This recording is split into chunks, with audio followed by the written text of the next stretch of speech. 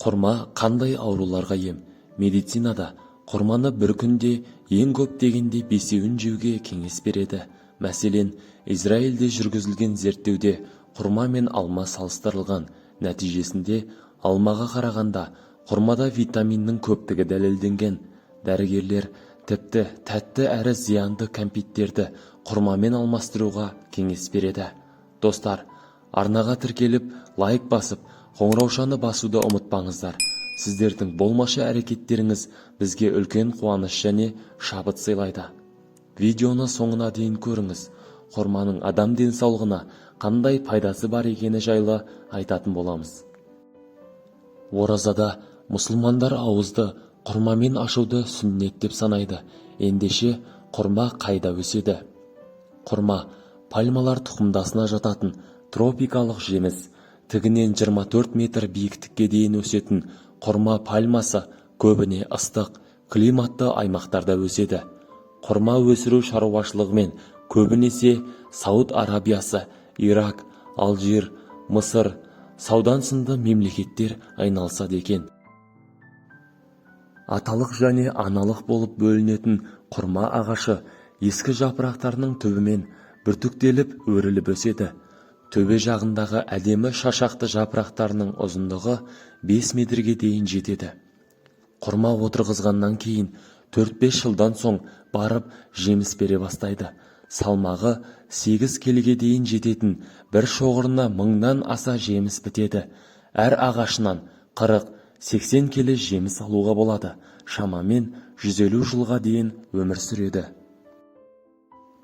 Құрма қандай ауруларға ем? Сонымен, құрма 21 түрлі жағдайда адам ағзасына ем болады. Құрамында калий мөлшері өте көп.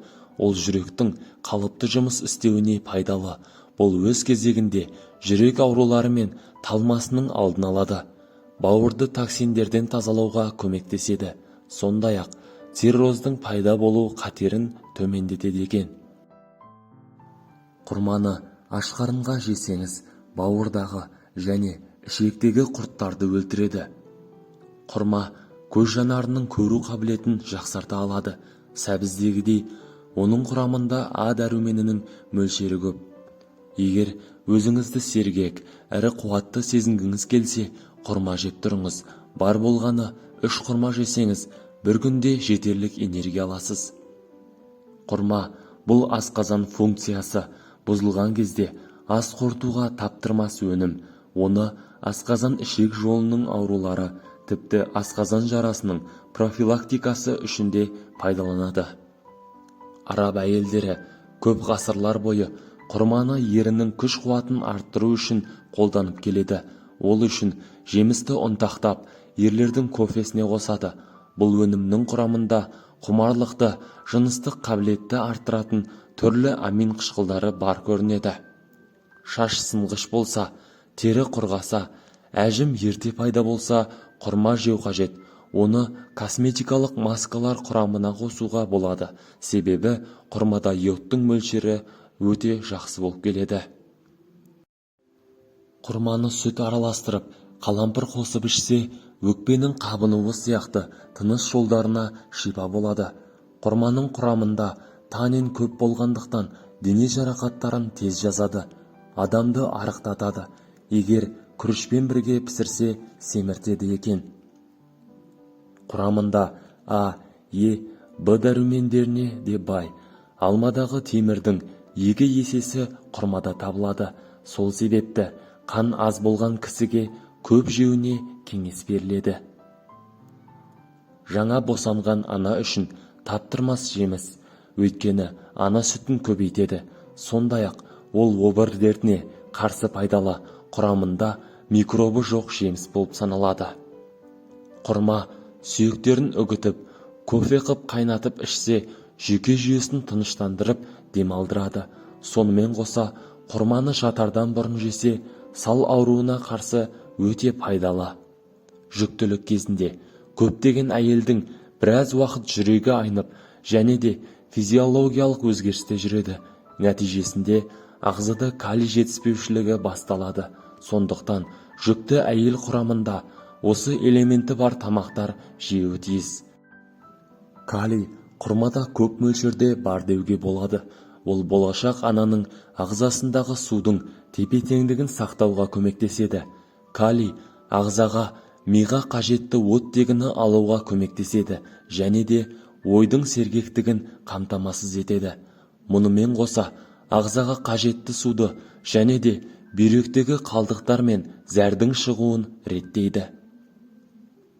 Ағзадағы жеткілікті калий жоғары қан қысымын болдырмай, дененің терісіне жақсы әсер береді. Құрмадағы тағы бір минерал ол темір.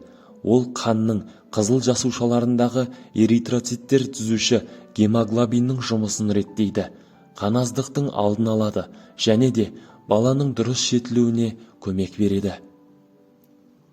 Эритроциттер оттегі мен көмір қышқылды алмастыруда маңызды рөл атқарады. Құрма темірге бай, сондықтан да күніне 15 құрмадан артық жеген адам ағзаға қажетті темірді алған болып есептеледі екен. Құрмада кездесетін кальций және фосфат қаңқа мен тіреуіш әрі қозғағыш аппараттарының дұрыс қалыптасуын қамтамасыз етеді. Бұл жемісті үзбей жеу ағзаны сынғыш, сүйек пен остеопороздан сақтайды. Құрманы әсіресе экологиясы нашар адамдарда тұратын адамдарға жеуге кеңес беріледі. Құрманың басты пайдалы қасиеттері қандай? Протеин, май, көмір суын үшеуін қатар қамтитын бірден бір жеміс. Жас құрма теріге оң ықпал етеді, жүктілік пен күнге киюден түскен дақтарды кетіреді. Құрамындағы темір қан аздыққа пайдалы. В1, В2 дәрумендерінен қатар кездесуі бауырды сауықтырады. Тамақ ауруына, жөтелге пайдалы болып келеді. Қатерлі ісіктен, рактан сақтайды. Жүрек, қан тамырларына таптырмайтын ем. Құрамында фосфор мен кальцийдің молдығы сүйек ауруларынан қорғайды. Жүйке жүйесінің шаршауын басады. Құрма қасиетті Құранда аталған жемістердің бірі. Хазіреті Мариям Исаға алейхиссалам толғатып қатты қиналғанда Аллах тағала мейірім білдіріп, оған құрма жеуді әмір еткен. Бұл жайлы Мариям сүресінде. Сөйтіп тұрғанда толғақ қысып, құрма ағашына барып сүйенуге итермеледі. Қап, бұрын өліп, ұмытылып кеткенімде болар еді деп күйзеліп, сол сәт періште төменнен былай деп дауыстады: жабырқама, Раббың асты жағыңнан бір арық жасады, құрма бұтағын өзіңе қарай сілкіле, үстіңе жас құрмалар түссін, содан іш, же, көз айым бол делінген екен. Тағы бір аятта құрманың өсуінде құдіреттің белгілерін көруге болатындығы баяндалған. Достар, видео ұнаған болса, жақын достарыңызға және туыстарыңызға жіберулеріңізге болады. Және қазақша арнаға қолдау білдірсеңіздер, біз қуанышты болар едік. Арнамызға жазылып, лайк басып, жақсы пікірлер қалдыруларыңызды сұраймыз. Денсаулықтарыңыз мықты болсын, ешқашан ауырмаңыздар, сау болыңыз.